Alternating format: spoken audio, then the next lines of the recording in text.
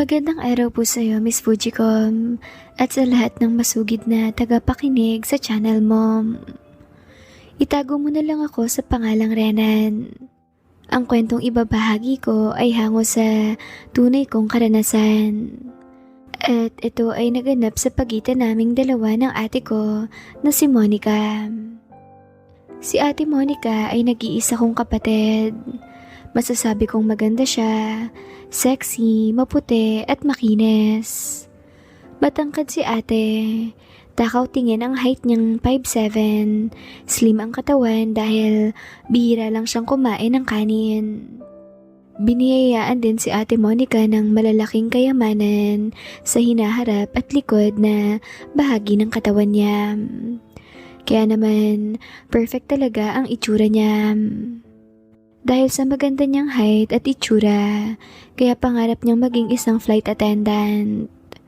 19 years old na si ate, pero first year college pa lang siya. Huminto kasi siya ng pag-aaral sa dahilang tinatamad lang daw dahil sa ibang university nag-aral ang mga kaibigan niya. Noong mag-17 years old na ako, nag-enroll ako sa first year college sa kursong Commerce Major in Management. Sumabay na sa akin si ate Monica. Hinihintay niya talaga ako makapag-college dahil takot siyang mabuli ng ibang estudyante sa eskwelahan. Tourism ang kurso ni ate Monica. May kaya sa buhay ang pamilya namin. Nasa Canada si Daddy, habang sa isang insurance company naman nagtatrabaho si Mami, kaya madalas nasa out of trip siya. Noong bata pa kami ni ate, may yaya kami, si Yaya Loleng.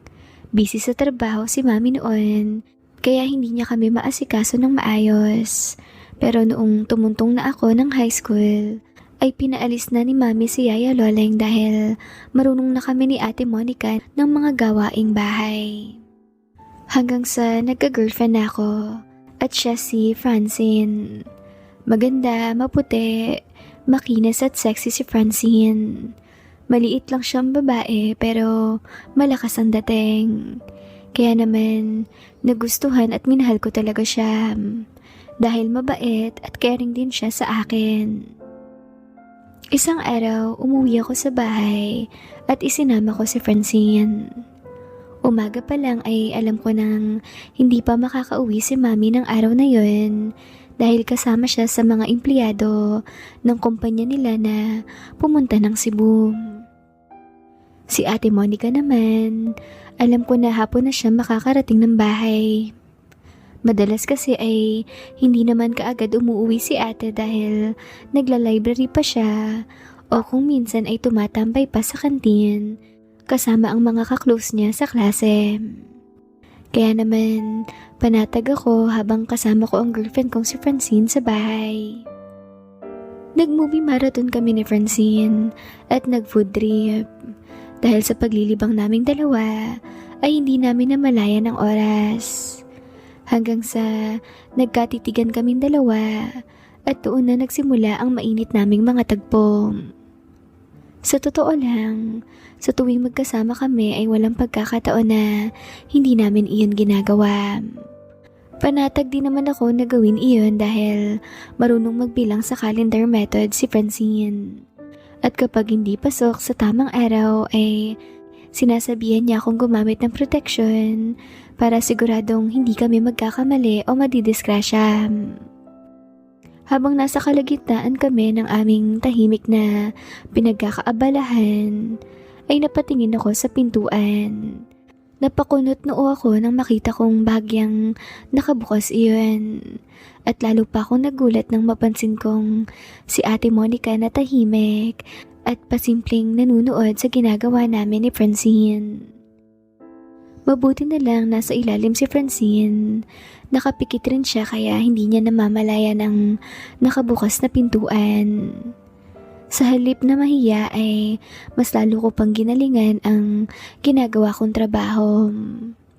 Walang kamalay-malay ang girlfriend ko na may nanunood sa amin. At nang marating namin ng sabay ang pagtatapos, ay doon na dahan-dahang nagsara ang pintuan. "Happy ka ba, mahal ko?" Tanong ni Francine. Siyempre naman, mahal. Kailangan mo pa bang itanong yan eh? Alam mo naman na ikaw lang kaligayahan ko. Wow, ang sweet naman ng mahal ko. Halika nga rito. Humiga ka at ako naman na magpapasaya sa'yo. Wika niya pero agad akong tumanggi at kumuha ng palusot dahil nakakahiya kung naroon na si ate tapos patuloy pa rin kami sa ganoong bagay. Kaya sinabi ko na lang, Sa susunod na lang ulit, mahal. Pagod na ako eh. Hindi ako sure kung kaya pang lumaban ng tiyuhin kung nasa ibaba. Pagpapahingay na muna natin siya. Tapos magmerienda na muna tayo sa baba. okay, sige. Sabi mo eh. Gusto ko lang naman ibalik ang favor na ibinigay mo. Sobra akong nasayahan. Sige, ganito na lang. Reserve mo na lang muna yung balik favor na sinasabi mo ha. Maniningil ako sa susunod na magkasama tayo. Wika ko. Tapos inabot ko na sa kanya ang kanyang mga damit at bumaba na kami. Pagkarating sa baba ay napansin ni Francine na papadilim na sa labas. Noong mapatingin ako sa relo ay 5 PM pa lang naman. Pero dahil sa mukhang uulan, kaya siguro mabilis dumilim ang paligid. Sabi niya na lang, Naku mahal, aalis na pala ako. Madilim na sa labas eh. At marami ng text si mami sa akin. Hinahanap na ako. Ganun ba? Ikaw ang bahala. Magluluto sana ako ng pansit canton eh, pang merienda natin. Next time na lang din yan mahal. Kailangan ko nang umuwi. Wika pa ni Francine. Wala na akong nagawa kundi ang ihatid siya sa sakayan ng tricycle sa unahan ng street namin. Pagkabalik ko sa bahay ay naisipan kong magluto na lang ng ulam panghapunan para maaga na kaming makakain ni ate at makapagpahinga na rin ako ng maaga. Nagbukas ako ng rep at tinitingnan kung anong pwede kong lutuin at saktong may sayote at luya akong nakita. Tapos may manok naman kami na palaging may stock. Kaya tinolong manok ang naisip kong lutuin. Habang nagluluto ay laman ng isipan ko si Ate Monica. Hindi pa rin siya lumalabas ng kwarto magmula nang dumating siya. Naisip ko tuloy na baka naman namamalikmata lang ako doon sa nakita kong nakabukas na pintuan. Kaya naman pumunta ako sa labas ng pinto at tiningnan ang sapatos niyang pamasok sa school. Naroon nga. Ibig sabihin dumating na siya. Inisip ko na lang na baka napagod masyado sa school kaya naisipang matulog muna kahit sandali. Pareho naman namin ginagawa iyon kapag pagod galing sa school. Ang matulog ng kahit 30 minutes lang o iyon bang tinatawag na power nap. Makalipas ang ilang oras, magsa 7 PM na noon. Naisipan kong puntahan sa kwarto niya si Ate Monica para yayain siyang maghapunan. Nagugutom kasi ako at natatakam na rin sa niluto kong tinolang manok, lalo at nilagyan ko iyon ng tanglad, maraming dahon ng sili mula sa tanim ni Mami, sa aming bakuran at kaunting dahon ng malunggay. Kaya naman, mas lalo pa akong natatakam sa tuwing tinitikman ko ang ulam na ako mismo ang nagluto. Kakatok na sana ako sa pinto ng kwarto niya, ngunit napansin ko nakabukas ito ng bahagya. Sandali akong natigilan dahil may naulinigan akong kakaibang tunog na nagmumula sa loob ng kwarto ni Ate Monica. Dahan-dahan kong itinulak ang pinto ng kwarto niya at gano'n na lang ang panlalaki ng mga mata ko nang makita ko siyang nakahiga sa kama at may hawak-hawak itong isang gulay. Talong. Ilang segundo pa ang nakakalipas bago niya ako napansin pero ipinagpatuloy niya pa rin ang kanyang ginagawa. Mukhang malapit na siyang matapos dahil medyo naging maingay na siya sa loob ng kwarto. Nung matapos sa ginagawang trabaho ay galit siyang tumingin sa direction ko, sabay galit na ibinato sa akin ang unan. Lumabas ka nga ng kwarto, Renan. Hindi ka ba marunong kumatok? At basta-basta ka nalang pumapasok. Galit na pagtatanong niya. Sorry ate. Nakita ko kasing nakabukas ang pintuan ng kwarto mo, kaya dumiretso na ako. Akala ko tulog ka. Sagot ko. Lumabas ka na, asikasuhin mo na lang yung girlfriend mo. Sagot niya. Kanina pa siyang alasing ko umalis Nagpahinga lang naman kami dahil napagod kami sa klase. Sorry na, wag kang magalala. Kunyari na lang wala akong nakita at hindi ko kailanman babanggitin pa sa'yo ang araw na to. Halika na, kumain na tayo. Nagluto ako ng tinolang manok at nilagyan ko yun ng maraming dahon ng sili at 3 sayote. Di ba yun ang paborito mo? Tara na. Che, ewan ko sa'yo. Paano ako tatayo rito kung nariyan ka pa rin? Alam mo namang wala akong suot. Bumaba ka na ron at ihanda mo ang lamesa. Susunod na lang ako, magbibihis lang ako saglit. Okay po ate. Sagot ko pa. Tapos lumabas na ako ng kwarto niya at dahan-dahan sa paglalakad pa ibaba. Pero napapangiti ako dahil first time kong makita ng ganun si ate. Sa aming dalawa, ako ang mas open sa ganung bagay. Lalo at may girlfriend na nga ako, samantalang si ate ang tipo na babae na mahinhin at hindi mo makikitaan ng kaunting interes sa bagay na ganon. Kaya hindi ako makapaniwala na ginawa niya rin pala iyon. Napasabi na lang ako sa sarili ko. Kawawang talong, hindi nagamit sa tamang paggagamitan. Saktong nakapaganda na ako ng mga pagkain sa lamesa ay bumaba na rin si ate pero noong magkasalubong ang tingin namin sa isa't isa ay inirapan niya ako. Yumuko ako pero nakangiti. Habang naghahapunan ay walang imik si ate Monica. Hindi namin napag-usapan ang panunood niya sa ginagawa namin ni Francine o ang nakita kong ginawa niya. Noong makatapos siyang kumain ay agad siyang tumayo sabay sabing, "Mauuna na akong matulog sa'yo, Renan. Ikaw na muna ang bahala dito sa kusina. Bukas ako naman." Wika ni ate. Tumango lang ako at sinundan siya ng tanaw. Umiindayog ang balakang ni ate at talaga namang may kung anong nabuhay sa aking pagkatao. Makalipas ang ilang araw, dumating na si Mami mula sa Cebu. Marami siyang pasalubong sa amin ni Ate Monica.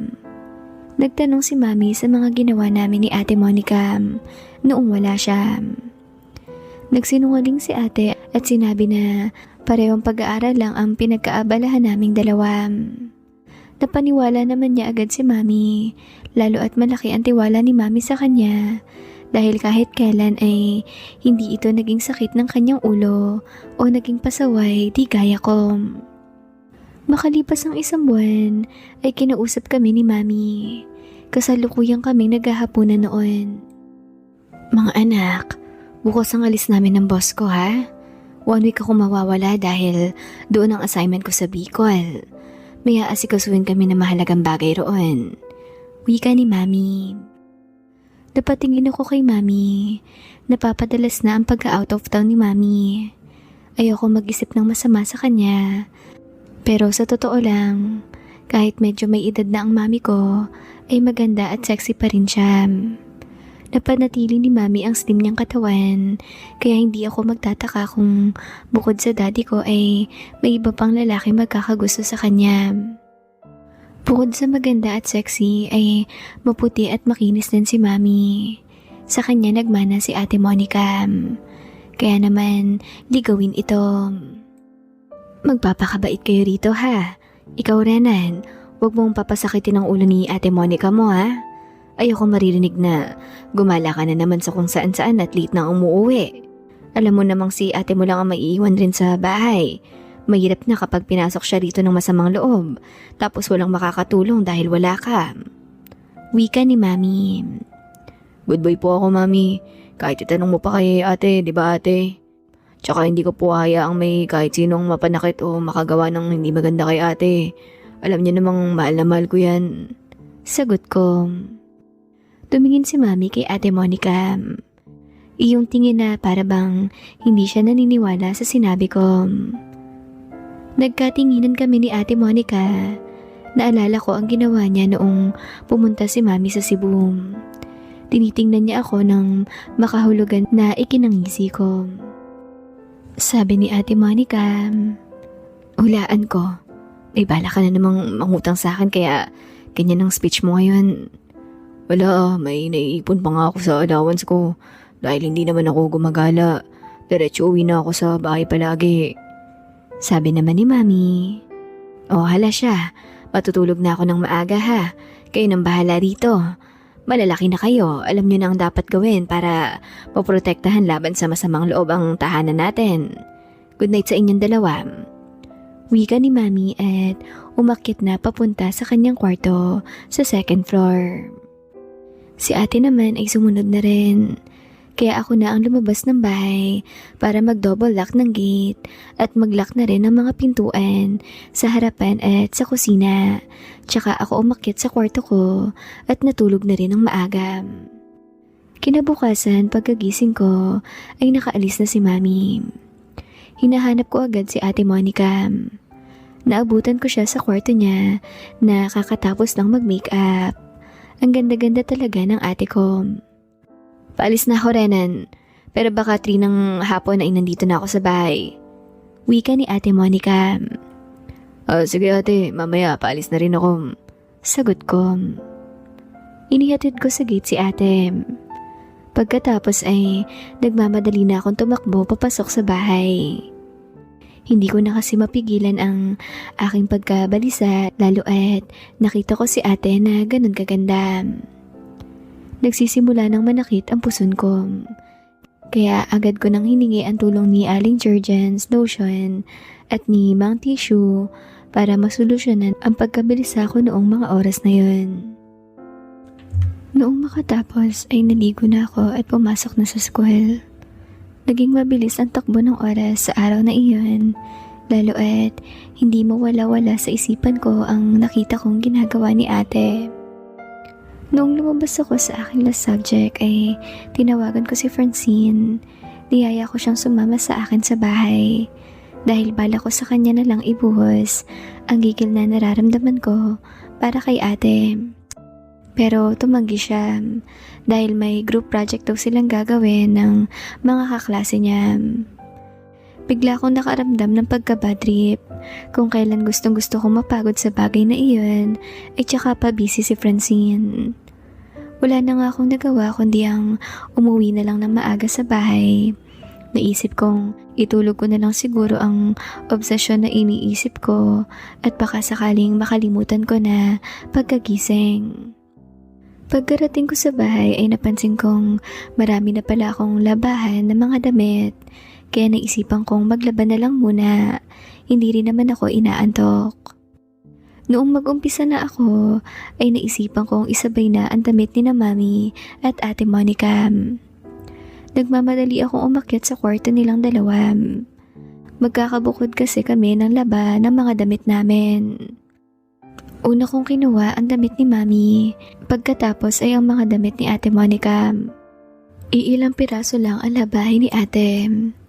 Dinampot ko na lahat sa lagayan nang biglang may maliit na telang nalaglag sa paanan ko. Dahan-dahan akong napayuko para damputin ito. Napasinghap ako nang makita ko na isang tibak pala ang panloob na yun. Isang kulay pulang panloob na naging dahilan para mapalunok ako ng sarili kong laway. Hanggang sa namalayan ko na lang na inaamoy ko na to. Nalanghap ko ang natural na amoy ng bahagi kung saan iyon ginagamit. Hindi na ako nakapagpigil pa.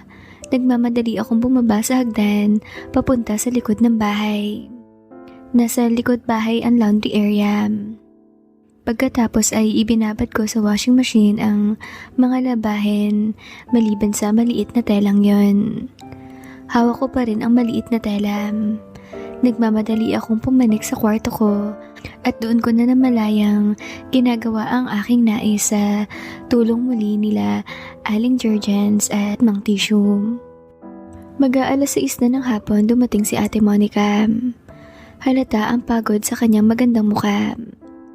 Napansin ko na tila kakaiba ang pananahimik niya ng mga oras na iyon.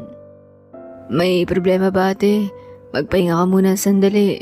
Ipapainit ko lang ang ulam natin tapos maghahain na ako para makapaghapunan na tayo ng maaga. Wika ko pa. Sabi niya naman. Bago matulog, shot muna tayo ng konti, Renan. May binili akong Gilbis pampatulog lang. Pagod ako masyado ngayon at gusto kong matulog ng malalim. Sagot ni ate. Lalo pa akong nagduda na may dinadala nga siyang problema. Kaya tumango ako bilang pagsang-ayon sa alok niya. Sige Ren. Magpapalit lang ako ng damit tapos bababa rin ako agad. Wika niya muli. Masigla akong naghahain sa mesa. Alam ko na mapapahaba ang kwentuhan namin ni Ate Monica. Ilang sandali pa ay nakabalik na si ate. Nakasuot lang siya ng maiksing short at hanging blouse na labas ang pusod. Pakiramdam ko ay pinagpapawisan ako ng malamig na dumaan sa harapan ko si ate at nalanghap ko ang mabango niyang cologne. Tila dinuduyan ang pakiramdam ko habang pasulyap-sulyap kong pinagmamasdan ang malaking hinaharap ni ate. Maupo ka na, Renan. Dalian mo para makapag-umpisa na tayong uminom. Wika ni ate. Tahimik lang kami pareho habang kumakain. Napapansin ko na lang na tila aligaga si ate. At nang magkasalubong ang aming paningin, ay tsaka ko lang nakita na namumula ang kanyang mga mata. Umiiyak ka ba, ate? Ano ba ang problema mo? Baka may tulong ako. Wika ko. Huminto sa pagsubo ng pagkain si ate at tiningnan ako ng matagal. Nakipag-break na sa akin si James. Ang secret boyfriend ko. Wika ni ate. Nagulat ako sa kanyang sinabi. Wala kaming alam na may boyfriend na pala siya. Ganun kasi si Ate Monica. Nasanay na kami na nakafocus lang siya sa pag-aaral. May boyfriend ka na pala, ate. Bakit siya nakipag-break? Tanong ko. Dahil sa isang bagay na hindi ko kayang ibigay sa kanya. Nangako kasi ako sa aking sarili na sa lalaking mapapangasawa ko lang ibibigay ang sarili ko. Malungkot na sagot ni ate. Hindi ako nakaimik. Naisip ko na kaya siya iniwan ng boyfriend niya dahil hindi niya ito pinagbigyan. Nakaramdam ako ng awa sa kapatid ko. Pero ipinagmalaki ko din siya dahil nakaya niyang kontrolin ang sarili niya at napanatili ang pagiging buo ng kanyang sarili. Hayaan mo na yun, ate. Maganda ka kaya tsak na maraming lalaki ang nagkakagusto pa sa'yo. Pasasan pa ba at makakatagpo ka din ng lalaking tatanggapin ka? May ganyan mang ganap sa inyo, wala. Sagot ko. Bago pa tumulo ang luha ni ate, ay mabilis na siyang tumayo sa mesa at naglakad na papunta sa sala. Mabilis kong iniligpit ang pinagkainan namin. Pagkatapos ay sumunod na din ako sa kapatid ko. Napasinghap ako nang makita na umiinom na si ate. Binuksan niya ang chips nang napalingon siya sa akin. Tara na dito, simulan na natin to. Kanina pa ako nauuhaw. Siya nga pala, gaano na kayo katagal na magkasintahan ni Francine? Tanong niya. Mabilis akong naupo sa harapan niya at tumagay. 1 year and 4 months na kami. Sagot ko. Tumiki muna si ate bago ulit nagsalita. Ikaw bang first niya? Tanong ulit niya. Napatitig ako sa mga mata niya. Oo, ako nga. Sagot ko. Napabuntong hininga si ate sa naging sagot ko. Ilang sandali pa ay nakita kong tumulo na ang luha sa kanyang mga mata. Kaya pala hanggang ngayon, kayo pa din ni Francine. Kasi naibibigay niya yung gusto mo pagdating sa ganong bagay. Malungkot na sagot pa ni ate. Hindi ko alam ang sasabihin ko. Sunod-sunok na lagok ang ginawa ni ate. Ate, hinay-hinay lang sa pag-inom. Dalawa lang tayo dito. Tsaka wag mo nang isipin ng lalaking yun. Sinayang ka niya kaya siya ang nawalan. Sagot ko. Dumaan ang katahimikan sa amin ni ate. Tumayo siya at may kinuha sa bag niya. Nagulat ako ng isang kulay pink na vape ang hawak niya. Sunod-sunod na hit-hit, buga ang ginawa niya. Masarap ba yung ganon? Tanong ni Ate Monica. Napakunot-noo ako sa tanong niyang yun. Ha? Anong klaseng tanong yan ate? Sagot ko. Nakita ko na namumungay na ang mga mata ni ate, kaya sinabihan ko na siya na tama na ang pag-inom niya. Turuan mo ako, Renan. Pwede ba? Tanong niyang muli. Nanlaki ang mga mata ko.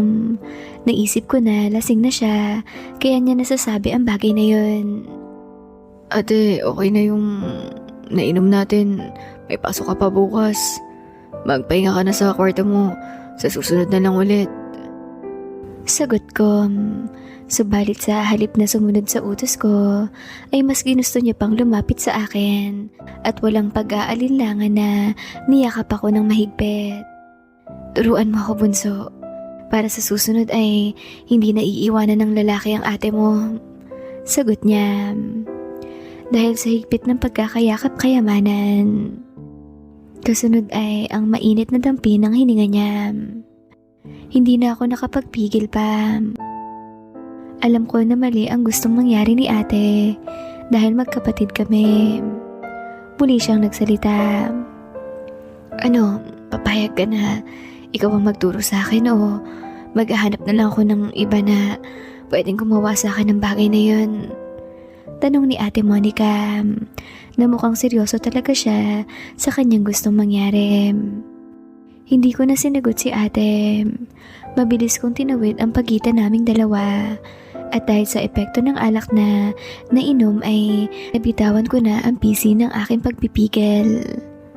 Sa gabing iyon ay nangyari na nga ang hiling ni ate.